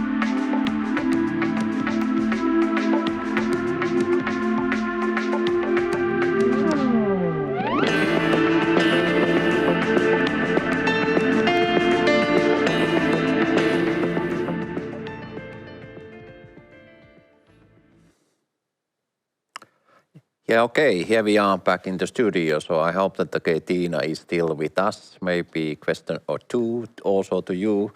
So first of all, thanks for the excellent panel. And this is always very, very interesting and very fascinating to hear in all these stories that, how really the companies and also institutes, how do they operate in this field? So they are really the soldiers in the front line, as our yellow color is indicating. There's a certain symbolism on it. But Tiina, yourself, you are also in a top position in VTT, and you see all kind of stories which are there. They're evolving, and a lot of different type of fields. You don't have to reveal your secrecies, but what do you see that out of the bioeconomy sector, what does look that at the moment most exciting from your eyes point of view? Okay, maybe from the technology side. So of course the different biomaterials and bioprocessing, and I also believe that biotechnology is one of the enablers of the bioeconomy, and it was really interesting to actually hear the insights from the panel and all this kind of like this carbon neutrality target and how it is seen more as an advantage than a threat, and how that is really driving the developments. So of course, from the R&D and I side, which I'm representing, so these are also things that we are taking into account. Indeed, yeah, very good. Thanks for your time. Thanks for your great panel, and thanks for all the panelists. So, thanks to Jim, Peep, Pasi, Philipp, Elias, Caroline, and looking forward to hearing you also in the future. We carry on here for a moment together with Aida, and then we move on for the next session. So thanks to you, and bye-bye at this point. Thank you very much. And do we have Aida here with us? Yeah, okay, Aida. So, okay, now we have moved from the global perspective. We have covered the business perspective. Now we are talking about the real things. We are now talking about the bioproducts. What are your takeaways of this topic? Thank you, Jukka. I'm very, very impressed with what Jim said before. He said that there is not enough biomass available to substitute the entire fossil carbon system. You know what he said? Without threatening biodiversity and food security. And the way he put it together and what kind of holistic mix that we need to put together globally, you know, like the mix between biomass, cycle carbon waste, CCU, CCS, decarbonization, and how it should be implemented for all sectors and all countries. So you said before there are 50 bioeconomy strategies around the world. We need more than that. There is more that touch all this holistic mix of biomass and you know, recycle and everything else to reduce the emission. But while doing that, while avoiding carbon tunnel fission that Jim mentioned before, that is not a very easy task. And he also said that the investment required is going to be enormous. So I think we need to think about it and how we can influence our own local stakeholders to do it. The panel is very interesting, excellent various innovations, and we really need to use our role to support them by increasing the market demand, to encourage more investment. And the recycled clothing is very interesting for me because it's becoming a more very trendy. A lot of the younger generation, they basically really think that is the way to go. You know, they don't want to go to fast fashion anymore. They buy more recycled clothing. So we need to encourage this and encourage government and private for more subsidies and capital for these green startups, Jukka. That's my takeout from the. Yeah, it is. Yeah. Indeed, all these products and also there was a question related to this about the carbon neutrality. It is not at all that easy asked to anybody. And having a look like for example, today's world, you can buy a carbon credit if you are taking the flight ticket from Kuusamo to Helsinki all the way to Sydney. You can buy a carbon credit, but if you are buying this like this kind of product, real product, if it is also stored in the carbon. You only buy that product, but you don't buy a carbon credit. Should that be the case? I don't know, hopefully in the future. But these kind of topics we are also talking today, later on in the upcoming session. But I think we had very good showcases. Am I right? Yes, indeed. Very, very good and very, very rich of information. Yeah. Let's move on. Let's have a cup of coffee and And maybe one point we would like to make that you know, the things can be then measured. Things can be then measured, when it comes to the biorefineries. We have launched a new product, it's about the biorefineries, that you do know what's the situation on them.